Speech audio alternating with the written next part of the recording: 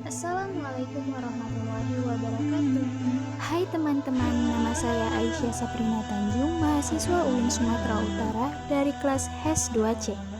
Kali ini saya akan menceritakan sebuah kisah dari hikayat Syekh Abdul Qadir Al-Jailani.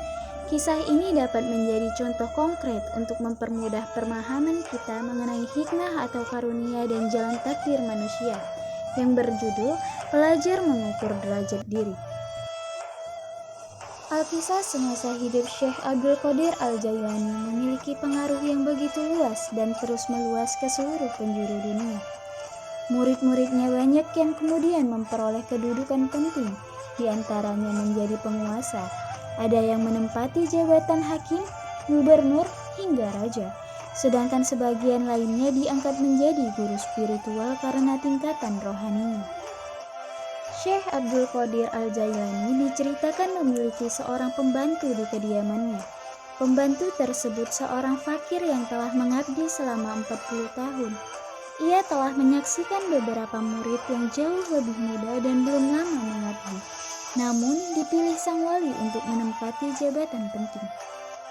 Akhirnya, pembantu tersebut menghadap ke Syekh Abdul Qadir berharap agar diberikan posisi penting mengingat dia salah seorang yang paling mengabdi. Ia menyampaikan maksud permohonannya. Akan tetapi, belum selesai ia berkata, datang satu utusan dari India. Mereka meminta Syekh Abdul Qadir Al-Jailani untuk menunjuk seorang maharaja bagi kerajaan mereka.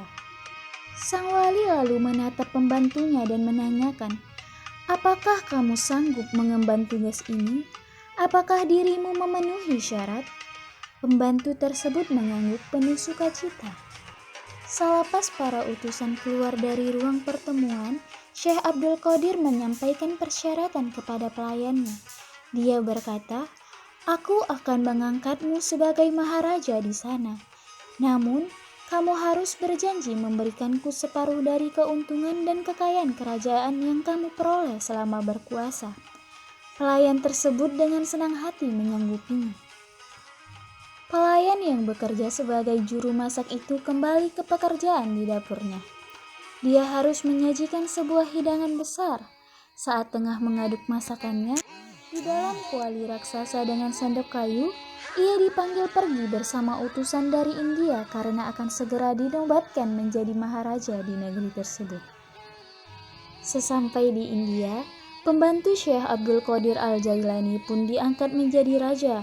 Ia memperoleh kekayaan yang melimpah. Dirinya menikah dan dikaruniai anak laki-laki. Ia membangun banyak istana, kekuasaan dan kesenangan hidup dengan segera membuatnya melupakan Syekh Abdul Qadir berikut dengan janji yang diucapkannya. Pada suatu hari, Syekh Abdul Qadir mengirim utusannya untuk menyampaikan bahwa ia akan berkunjung. Pelayan yang telah menjadi raja di India tersebut pun bersiap-siap. Setelah serangkaian upacara dan pesta meriah diselenggarakan, Syekh Abdul Qadir mengingatkan kesepakatan mereka untuk menyerahkan setengah hasil keuntungannya kepada beliau. Maharaja tersebut jengkel karena diingatkan janjinya. Apa boleh buat, Maharaja tidak bisa mengingkari janjinya. Dia berjanji akan menyerahkan setengah hartanya pada esok lusa.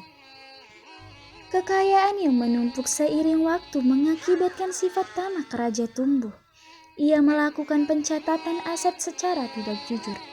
Ia membawa dan memberikan kekayaannya pada Syekh Abdul Qadir.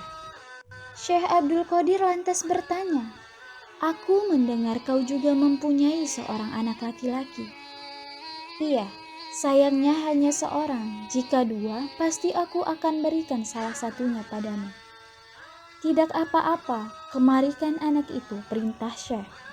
Anak itu dibawa ke hadapan mereka. Syekh Abdul Qadir Al-Jailani menghunus pedangnya yang tajam tepat di atas kepala anak itu. "Kamu akan mendapatkan setengah dan setengahnya bagianku," tukas beliau. Sang ayah begitu ketakutan. Ia mencabut belatinya sendiri dan menujamkan tusukan dari kedua tangannya ke dada Syekh dengan terpejam. Ketika ia membuka matanya, ternyata ia masih sedang mengaduk makanan di kuali besar. Syekh Abdul Qadir Al-Jailani berdiri di hadapannya dan menatapnya. Berujar, Sebagaimana kau saksikan sendiri, kau belum siap menjadi wakilku, karena kau belum menyerahkan segalanya termasuk dirimu kepadaku. Syekh Abdul Qadir dikaruniai dengan kemampuan membaca manusia, karena dirinya telah kasyaf atau tersingkapnya tabir antara dirinya dengan Tuhan. Dia dapat menyelami dimensi hakikat yang memperlihatkan sifat asli manusia telanjang di mata batinnya. Sehingga dia mengetahui siapa manusia yang cocok menempati posisi tertentu. Hal tersebut terkait dengan perbedaan makom atau derajat diri. Lalu, sudahkah kita sendiri menyadari di mana makom kita? Sejauh mana kita telah memposisikan diri sesuai dengan kapasitas lahir batin yang dianugerahi? Wallahu a'lam. Sekian kisah yang saya sampaikan. Assalamualaikum warahmatullahi wabarakatuh.